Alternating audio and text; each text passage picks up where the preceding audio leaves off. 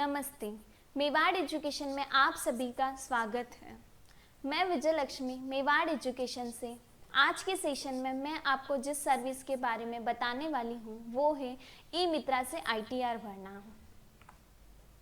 तो आज के सेशन में हम जानेंगे कि आप ई मित्रा से ITR कैसे भर सकते हैं और ITR होता क्या है, ITR भरने से क्या क्या आपको फ़ायदे हैं, ITR भरने के लिए जो आवश्यक दस्तावेज रहते हैं वो कौन कौन से रहते हैं। तो इस प्रकार की जो सारी जानकारी है ITR से रिलेटेड वो हम आज के सेशन में जानेंगे। सबसे पहले हम जान लेते हैं कि ITR होता क्या है। ITR इनकम टैक्स रिटर्न, हमारी सालाना आय पर जो टैक्स हमसे केंद्रीय सरकार द्वारा लिया जाता है उस टैक्स को इनकम टैक्स के नाम से जाना जाता है। यह एक प्रकार का फॉर्म होता है जिसमें आपकी आय की सभी जानकारी भरी होती है। ITR सीधा इनकम टैक्स विभाग के पास जाती है और अगर कोई व्यक्ति गलती से किसी साल अपनी कमाई के अनुसार के कुछ अधिक अगर टैक्स भर देता है तो उस व्यक्ति के कंप्लेन करने पर आयकर विभाग उस व्यक्ति को एक्स्ट्रा जो टैक्स है वो वापस कर देती है। और अगर कोई व्यक्ति सरकार को इनकम टैक्स नहीं भरता है तो उस व्यक्ति को जुर्माना भी भरना पड़ता है और कभी कभी सरकार द्वारा इनकम टैक्स भरने की जो डेट है वो भी आगे बढ़ा दी जाती है। उसके बाद भारत के सभी स्कूल, यूनिवर्सिटी, हॉस्पिटल या फिर इंस्टीट्यूट, इन सभी को भी अपने इनकम के अकॉर्डिंग जो इनकम टैक्स है वो भरना होता है।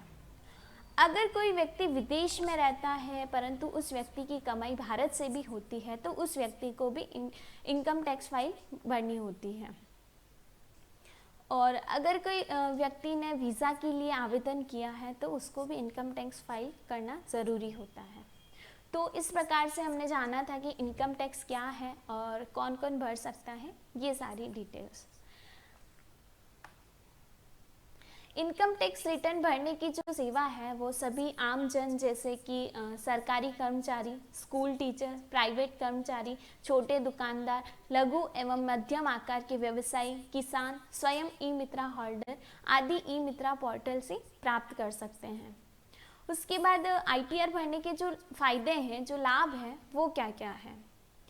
अधिक कटा हुआ TDS वापस पाने के लिए, डबल TDS से बचने के लिए, वीज़ा प्राप्त करने के लिए और आय प्रूफ का जो इम्पॉर्टेंट डॉक्यूमेंट है वो भी आपका ITR रहता है।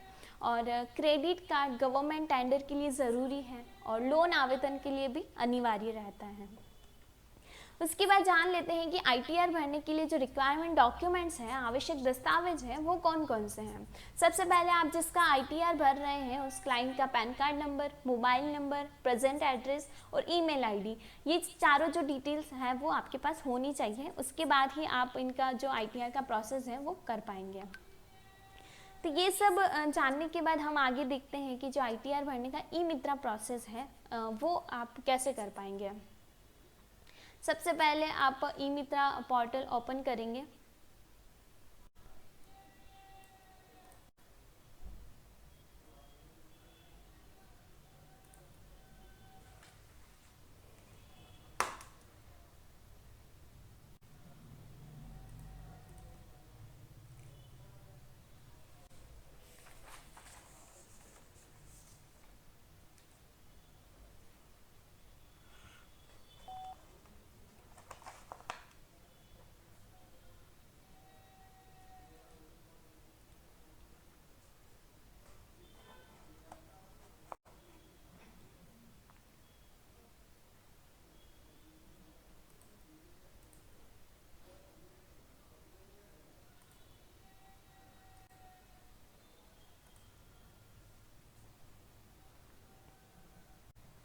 ई मित्रा पोर्टल ओपन करने के बाद आपको यहाँ पे डैशबोर्ड शो होता है। डैशबोर्ड पर आपको दो टाइप की सर्विसेज के लिए ऑप्शंस मिलते हैं, एप्लीकेशन टाइप सर्विसेज और यूटिलिटी टाइप सर्विसेज।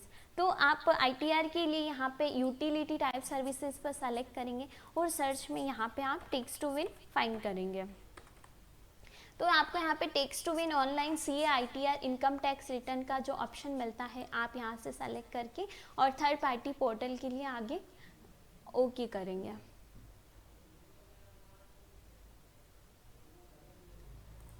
ओके करने के बाद आपको यहाँ पे टैक्स टू विन का जो डैशबोर्ड है वो यहाँ पे शो होगा। इस प्रकार से आपको आईटीआर भरने के लिए जो न्यू एप्लीकेशन है वो आपको यहाँ पे शो होता है। तो सबसे पहले क्लाइंट का आपको यहाँ पे पैन कार्ड नंबर लगाना है, उसके बाद आधार नंबर लगाना है, उसके बाद क्लाइंट की डेट ऑफ बर्थ लगानी है और क्लाइंट का फादर नेम जो है वो आप यहाँ पर लगाएंगे। उसके बाद क्लाइंट का फर्स्ट नेम लगाना है और लास्ट नेम लगाना है। उसके बाद जो कस्टमर का मोबाइल नंबर है और जो ऑप्शनल है वो भी आप यहाँ पे लगा सकते हैं। उसके बाद मेल आईडी लगानी है और इनकम टैक्स अगर पासवर्ड उन्होंने क्रिएट कर रखा है तो वो यहाँ लगाना है, नहीं है तो आप आगे बढ़ सकते हैं। उसके बाद आपको यहाँ पे क्लाइंट की एड्रेस डिटेल्स लगानी है, उसमें पिन कोड और प्रॉपरली सारा जो एड्रेस है वो यहाँ पे फिल करना है। उसके बाद क्लाइंट की आपको यहाँ पे बैंक अकाउंट डिटेल्स लगानी है, जिसमें आईएफएससी कोड, अकाउंट नंबर और अकाउंट टाइप कौन सा है वो आप यहाँ पे सेलेक्ट करके, अगर मेन बैंक अकाउंट है तो सेलेक्ट करके आगे बढ़ेंगे। और अगर आपको और भी किसी बैंक की यहाँ पे डिटेल ऐड करनी है तो आप यहाँ पे ऐड मोर बैंक पर क्लिक करके और जो डिटेल है वो आप यहाँ पर ऐड कर पाएंगे। जो बैंक डिटेल है वो आपको प्रॉपरली सही से फिल करनी है। उसके बाद क्लाइंट की जो इनकम सोर्स है वो क्या है, अगर सैलरी इनकम है तो आप यहाँ पे यस करेंगे, अगर सैलरी इनकम नहीं है तो नो सेलेक्ट करेंगे। और जो अगर कोई अदर इनकम है तो यहाँ पे यस करना है, अगर अदर इनकम नहीं है तो नो सेलेक्ट करके आगे बढ़ना है। उसके बाद क्लाइंट का जो टर्नओवर है वो 20 लाख से अगर कम है तो आप यहाँ पे लेस देन 20 लाख टर्नओवर पर सेलेक्ट करेंगे, और अगर 20 लाख से ज़्यादा है तो मोर देन 20 लाख टर्नओवर पर क्लिक करेंगे, और अगर नहीं है तो आप नो पर सेलेक्ट करके आगे बढ़ेंगे।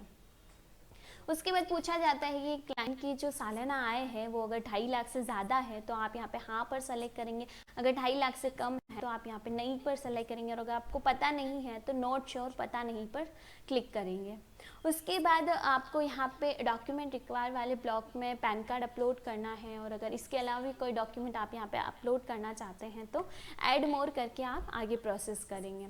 उसके बाद आपको यहाँ पे असेसमेंट ईयर के लिए पूछा जाता है कि आप कौन से ईयर के लिए आईटीआर फिल कर रहे हैं, तो वो आप यहाँ पे असेसमेंट ईयर सेलेक्ट करके आई एक्सेप्ट करके सबमिट करेंगे। जैसे ही आप यहाँ से सबमिट करते हैं तो आपका जो 400 रुपये का अमाउंट है वो आपका यहाँ पे लेस हो जाएगा, और जो रसीद है वो आपको यहाँ पे शो हो जाएगी इस प्रकार से। और उसके बाद आपको एक स्टेप और इसमें होता है कि जो ई फिल्टर जोड़ने के लिए आगे प्रोसेस करना होता है, उसमें आपको यहाँ से सेंड ओटीपी करना है। सेंड ओटीपी के बाद आपके यहाँ पे 2 ऑप्शंस मिलते हैं, आधार और आईटीटी।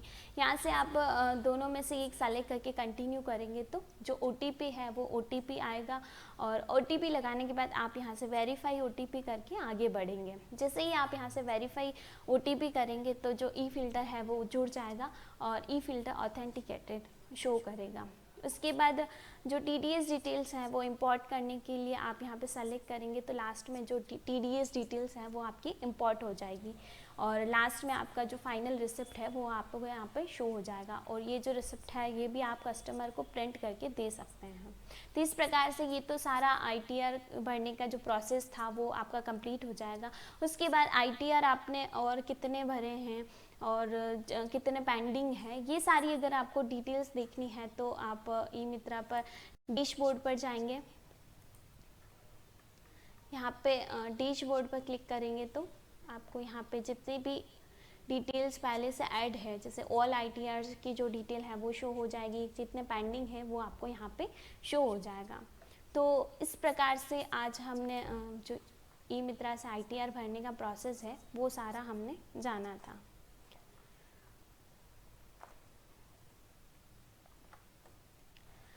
अब आईटीआर के बारे में कुछ इम्पॉर्टेंट पॉइंट्स हैं वो भी मैं आपसे डिस्कस कर लेती हूँ कि जो वित्त वर्ष 2022-23 है उसके लिए अब तक 4 करोड़ से ज़्यादा इनकम टैक्स रिटर्न यानी कि आईटीआर दाखिल हो चुके हैं। आईटीआर भरने की आखिरी तारीख 31 जुलाई है। कई करदाताओं ने अभी तक अपना रिटर्न दाखिल नहीं किया है। हालांकि जिन लोगों ने पहले ही अपना आईटीआर फाइल कर दिया है, इनकम टैक्स डिपार्टमेंट ने उन लोगों के बैंक अकाउंट में रिफंड वापस भेजना शुरू कर दिया है। उसके बाद अब तक 80 लाख करदाताओं को रिफंड जारी कर दिए गए हैं, और आईटीआर फाइल करने के 15-20 दिनों के अंदर इनकम टैक्स डिपार्टमेंट रिफंड कर देता है। उसके बाद आपको जो ITR रिफ़ंड स्टेटस अगर देखना है तो आप जो इनकम टैक्स डिपार्टमेंट की ऑफिशियल साइट है वहाँ से भी जो रिफ़ंड स्टेटस है वो आप चेक कर पाएंगे। यहाँ पर आपको income tax return ITR status check करने का ऑप्शन मिलता है, तो यहाँ से आप प्रोसेस करेंगे।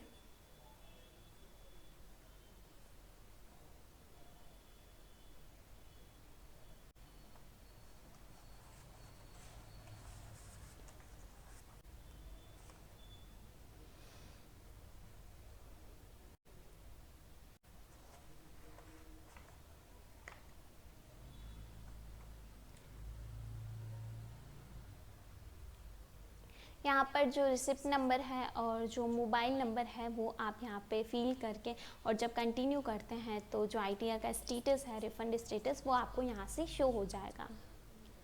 उसके बाद कुछ लोग ऐसे भी हैं जिनको कि जो रिफ़ंड है वो नहीं मिला है। अगर आपका भी रिफ़ंड नहीं मिला है तो इसके बहुत से कारण हो सकते हैं। उसमें सबसे पहले जो मेन रीज़न होता है वो कि आप जो बैंक डिटेल्स भरते हैं इनकम फाइल करते हैं तब, तो वो डिटेल्स में आप कुछ अगर मिस्टेक कर देते हैं तो ऐसी कंडीशन में भी जो रिटर्न है वो आपका नहीं हो पाता है।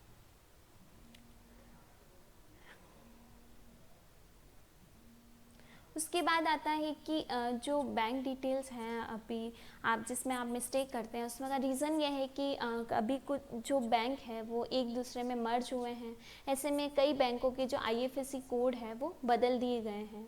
अगर आपने भी इनकम टैक्स डिपार्टमेंट में अपने बैंक अकाउंट की जानकारी अपडेट नहीं की है तो वो आपको जो इनकम टैक्स डिपार्टमेंट की ऑफिशियल साइट है वहाँ से अपडेट करनी है। उसके बाद आता है कि जो बैंक अकाउंट है उसका प्री वैलिडेट होना भी ज़रूरी है।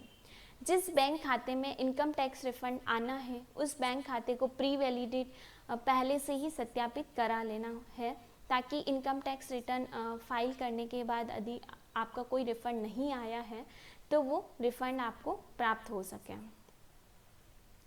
अगर रिटर्न वेरीफाई नहीं करते हैं तो भी आपका ज़्यादा समय लग सकता है रिफंड आने में। उसके बाद आपने रिटर्न समय पर फाइल कर दिया है लेकिन हो सकता है कि आपने ITR का वेरिफिकेशन नहीं किया हो। जब तक आप वेरीफाई नहीं करेंगे आपका रिटर्न का जो प्रोसेस है वो नहीं होगा। यानी कि ITR आपने दाखिल किया है और आपको जो वेरीफाई करना होता है वो भी ज़रूरी होता है, ताकि जो रिफ़ंड मिलने में देरी हो वो नहीं हो। तो इस प्रकार से मैंने आज के सेशन में आपको ITR के बारे में सारी डिटेल्स बताई थी कि कैसे फिल करना है, क्या क्या आवश्यक दस्तावेज रहते हैं, क्या क्या इससे लाभ हैं आपको। तो आज के सेशन में मैंने आपको ITR से संबंधित सारी डिटेल्स बताई थी।